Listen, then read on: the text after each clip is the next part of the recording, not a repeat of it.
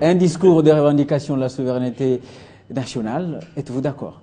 Je pense que les gens, il y a d'autres personnes qui n'ont pas très bien compris le message du chef. Le chef a dit aux partenaires, c'est-à-dire qu'il respecte ses partenaires. Alors, il a juste rappelé les simples faits. Même dans un partenariat, il y a des principes, il y a des limites. Même des bornes ont des limites. Le président de la République a dit que nous sommes prédisposés à écouter, à enregistrer les avis, les conseils et les suggestions des partenaires. Mais nous ne sommes pas dans un partenariat où une partie est là pour accepter les instructions ou bien les injonctions d'une autre partie, parce qu'il n'y a pas une partie qui soit sous tutelle d'une autre partie. Donc, sur ces points-là, je ne pense pas qu'il y a des problèmes. Sinon, à moins que les gens aient des procès d'intention, comme le président l'a dit lui-même, qu'il y a d'autres personnes dans notre pays qui considèrent les procès d'intention comme des stratégies politiques. Donc, nous sommes excellents dans notre pays dans le développement de ce qui se passe dans l'imaginaire de nos compatriotes. Je pense que le président de la République était très clair. J'aimerais même dire que depuis qu'il a commencé son adresse au Congrès, depuis qu'il est président en 2006, c'est la première fois où le président de la République a détaillé son propos devant les Congrès. Il a parlé de tout et de rien. Il est entré même dans les moindres détails pour expliquer aux Congolais ce qu'il a pu réaliser. Vous avez posé une question ici par rapport au bilan positif ou négatif. Un bilan est positif ou bien négatif au regard des assignations. Est-ce qu'il y a l'écart entre les promesses faites par rapport aux réalisations? Lorsqu'on regarde le tour d'horizon, sinon lorsqu'on suit bien, on fait marche arrière par rapport au tour d'horizon, sinon par rapport à ce qu'a dit le président Kabila, vous voyez que le président Kabila a réalisé tout ce qu'il a promis les jours où il s'est prononcé devant les congrès le 6 décembre 2013. Le 6 décembre 2013, le président de la République avait dit qu'il allait tout faire pour amener la paix à l'est de la République. Il y avait les M23 lorsqu'il tenait ces discours-là. Aujourd'hui, on ne parle plus des M23 dans notre pays. Nos compatriotes, c'est-à-dire les femmes et les hommes qui vivent à l'est de la République. Lorsque le président Kabila s'est prononcé le 6 janvier et le 6 décembre 2013, il y avait des gens qui étaient contraints d'abandonner leur domicile. Il y avait des gens qui étaient contraints de quitter même le pays. Il y avait des gens qui vivaient dans des conditions inhumaines. Pendant l'exercice, le président Kabila, il a été d'ailleurs très modeste, il a dit que c'est grâce à la bravoure de nos FARDC, mais nous disons que c'était grâce à sa coordination tactique. Évidemment, les FARDC, ils ont fourni un effort considérable. Aujourd'hui, on a bouté hors état de nuire ces gens-là. Lorsque le président Kabila s'est prononcé devant les congrès le 6 décembre 2013, il avait promis un gouvernement de cohésion nationale, aujourd'hui il l'a fait. Il avait dit qu'il allait désigner un conseil spécial chargé de la violence faite à la femme. Il l'a fait.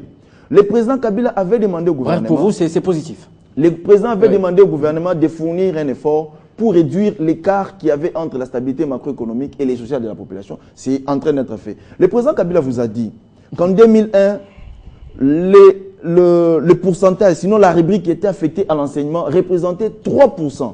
Et aujourd'hui, nous sommes à 16%. Ce sont des efforts considérables. C'est vrai qu'on n'a pas atteint l'idéal, mais il y a des efforts qui sont en train d'être menés, d'être fournis pour que nous puissions améliorer le vécu quotidien de la population. Norbert Yamayamba, vous semblez ne pas être d'accord avec lui. Non, moi je croyais sincèrement que le président de la République n'est pas un dieu. Il a rendu compte à notre peuple, il a dit un certain nombre de choses, et que l'exercice de ce soir, c'est de dire, de regarder et de se dire, ici, voilà, il a raison. Ici, il y a moyen de rectifier. Et pour que demain, il soit plus performant. Mais je suis là en train d'entendre des éloges. Alors, sur du concret, quand même. Du concret, attention, mon cher.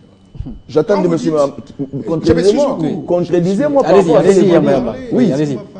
Des éloges, mais j'aimerais bien qu'il me contredise par rapport à ce que j'ai dit. Non, parler, monsieur, vous avez dit ça, mais c'est faux. Laissez-les parler. Dites-moi ce que je dis qui n'est pas vrai. Je suis en train de dire, parce qu'il faut que la discussion soit méthodique.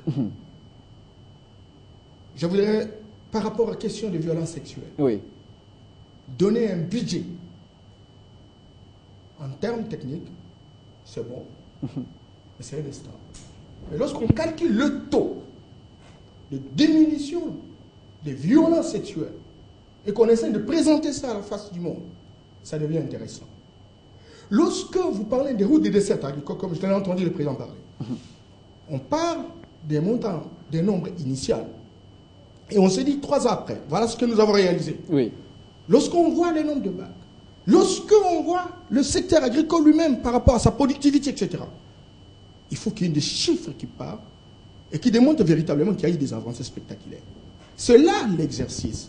Et moi, je pense que ici, je ne me suis pas adressé à toi, monsieur, je suis en train de poser une problématique qui est fondamentalement méthodologique. Je me dis, si nous pouvons faire cet exercice, on y arrivera. Vous, moi, êtes en train de parler des chefs coutumiers. C'est un problème réel jusqu'à aujourd'hui. La loi même n'existait pas. Et les chefs de l'État l'a rappelé. L'a rappelé. Ce sont des bonnes choses. Mais j'ai dit ceci, qu'aujourd'hui, plus que jamais, il y a pas mal de choses qui sont encore à l'état initial et nous n'avons pas été éclairés par rapport à l'avancée. Il y a eu des perspectives. Mais je voudrais terminer par une minute. Par un élément qui est revenu plusieurs fois dans la discussion, la souveraineté. Vous savez, mon ami, il y a une littérature abondante aujourd'hui sur cette question de souveraineté. La souveraineté n'est pas primaire. La souveraineté d'un pays s'arrête auprès de la souveraineté d'un autre pays lorsqu'on prend des engagements. C'est important. Aujourd'hui, il existe ce qu'on appelle des synergies gagnantes. Il existe des synergies à travers le monde. Il existe des réseaux. Il existe des plateformes. Et ces plateformes ont une vie, ont une philosophie, ont une vision, ont un certain nombre de valeurs. Lorsque vous venez individuellement adhérer à telle ou telle plateforme, c'est que vous adhérez véritablement à cette vision. Et vous donnez la possibilité aux autres de pouvoir vous apprécier. Et cela ne réduit jamais votre souveraineté. Bien au contraire, on vous donne l'opportunité d'être plus performant. Moi, je pense qu'aujourd'hui, sincèrement, nous sommes dans un processus de planétarisation. Il n'y a pas un pays qui peut se dire qu'il va vivre de manière autarcique. C'est vrai qu'il faut affirmer. Et moi, je suis d'accord qu'à un moment donné, que nous soyons respectés. Mais je voudrais également que nous fassions un petit effort au niveau des respects de valeurs que nous prenons comme engagement. Vous ne pouvez pas accepter que vous avez un budget qui est un attribut de souveraineté et que vous acceptez que les autres puissent justement vous donner les moyens. Vous ne pouvez pas accepter que vous avez des militaires qui peuvent faire la guerre et vous acceptez la brigade d'intervention. Vous acceptez la Monique pour la stabilisation de la paix. Et vous dites non, je ne peux pas écouter ce que les autres disent. Mais il faut qu'ils le disent avec respect et considération. Et là que j'ai rejoint les chefs de l'État. J'ai dit que ce n'est pas pour autant. C'est pas pour autant dire. Et j'ai beaucoup aimé M. Kalimanka, il disait qu'il a parlé avec respect des partenaires. Mais les partenaires doivent comprendre également que nous sommes aussi un État qui a ses aspirations. Mais là où le problème se pose, c'est qu'aujourd'hui, il existe la vision de la solidarité entre le peuple. Lorsqu'un peuple qui a ses dirigeants, et que ce peuple se trouve en situation d'être malmené par ses dirigeants, les principes de la solidarité entre le peuple interviennent. Et les autres peuples peuvent véritablement venir pour dire, mais écoutez, mais il faut arrêter, il faut prendre telle direction. Je voudrais terminer, sincèrement, parce que les collègues quand même ont beaucoup parlé. Chef, vous savez, moi j'ai beaucoup aimé, parce que vous êtes un fou, mais c'est un grand intellectuel. En tout cas, moi j'ai eu à vous affronter pendant beaucoup de temps, etc. Et je connais que vous êtes quand même, vous avez un feeling intellectuel. Aujourd'hui, chef, et je suis très content que vous réunissiez les chefs, nous devons nous battre aujourd'hui pour connaître notre identité. Nous devons prendre cette identité comme le soubassement de notre action. Mais nous devons aussi, du côté de nos responsables coutumiers, faire un effort de sortie du logiciel qui ne nous amène nulle part. Et vous devez faire un effort aussi de considérer tout le monde comme étant vos enfants. Nous avons besoin que votre langage, quand vous prenez une position, que cette position se répercute sur tous les Congolais. Alors, qui sont les Tchoumani? Sinon, alors là, vous risquez véritablement d'être considéré comme partisan. Et toute votre valeur intrinsèque risque de tomber dans un système de pourriture intrinsèque. Merci Yamba Yamba. Alors, qui sont les Tchoumani? Doit-on parler aujourd'hui d'un fossé entre les promesses et les réalisations du président? Je vais me faire un devoir tout à fait intellectuel.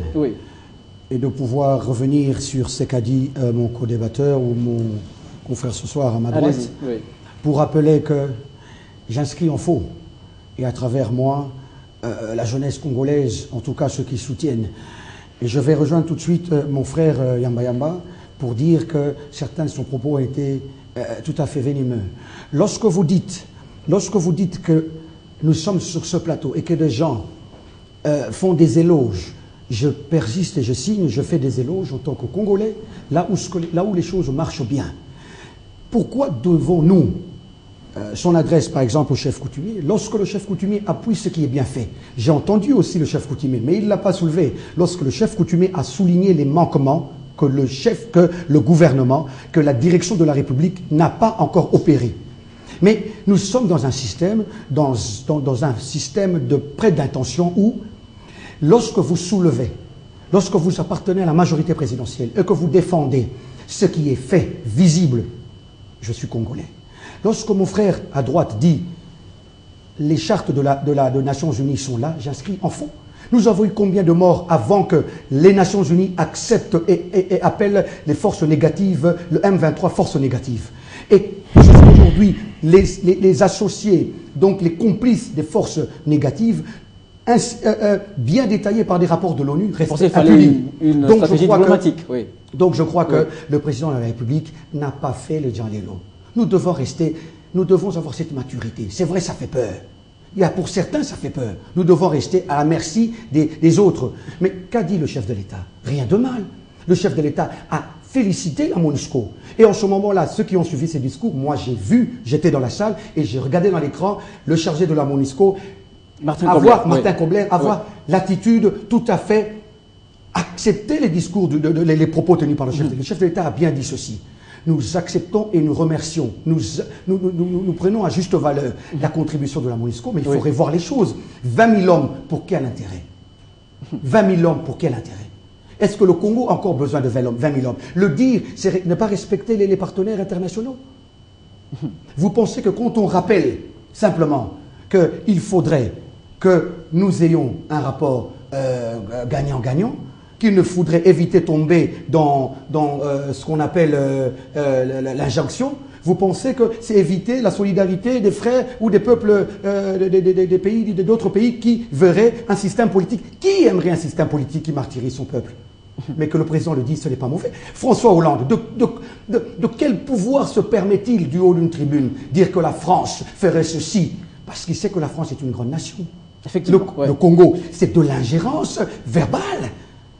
La France est une nation comme le Congo. Vous pensez que le président Joseph Kabila se tiendrait du haut d'une tribune dire le Congo donnerait tout son appui? Il a eu beaucoup de manque de délicatesse. Mais pour certains, c'est bienvenu parce que ça vient d'un blanc. Il faut dire ça comme ça. Et moi, je pense que ce n'est pas un discours, comme mon frère a dit, c'était très minimisant. Le président de la République est tout à fait, Joseph Kabila est tout à fait le contraire du maréchal Mobutu, en termes de parler. Si vous avez bien suivi ce discours, il a fait de l'autocritique. Et chose que nous n'avons jamais entendu auprès du maréchal. Le président de la République a décortiqué ce discours et a dit, il a parlé des 500 écoles, l'assignation de 1000 écoles qui n'étaient pas été faites. Il faut avoir l'audace et l'honnêteté de dire devant le Premier ministre, le gouvernement, il faudra s'y mettre, dans plusieurs points. Donc voilà. Pour revenir à votre question, si vous pouvez me rappeler... Oui, doit-on parler d'un fossé entre les promesses et les réalisations du chef de l'État? D'accord. Les fossés entre les promesses et les réalisations, je ne dis pas du tout. Nous avons une situation qui dépend de plusieurs aspects. Le chef de l'État a dit, sans la paix et la sécurité, nous ne pouvons rien avoir. Je crois que je veux rejoindre le Fumu, parce qu'il est de la province du Bas-Congo aussi. Le Fumu, je l'appelle comme ça. Alors, le chef a bien dit que nous devons, nous tous, être vecteurs de cette paix. Nous, à chaque niveau, les forces armées font ce qu'ils peuvent, mais lorsque le pays, le président de la République, élu sur le projet de la révolution de la modernité, est en train de l'appliquer. Le budget, il y a 10 ans, de 300 millions de dollars, aujourd'hui 9 milliards de dollars, passant par toutes les difficultés de la sécurité, de l'intangibilité des frontières, je crois qu'il faudrait féliciter. Je suis d'accord avec mon frère Yamba de nouveau quand il dit nous devons dire les choses, après le discours, les choses là où ça ne marche pas. Mais il ne faut pas taper sur le chef, le coutumier, lorsqu'il dit que les routes sont faites, des dessertes agricoles, tel secteur a été, l'armée.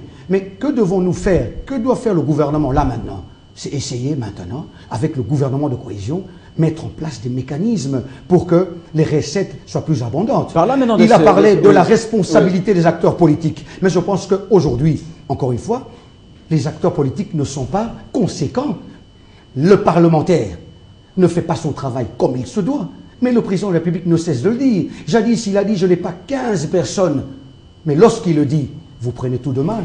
Mais Avec qui travaille-t-il? Mais il ne peut que puiser dans la société congolaise. Oui, alors, donc voilà, parlons maintenant je pense que... oui. Je pense que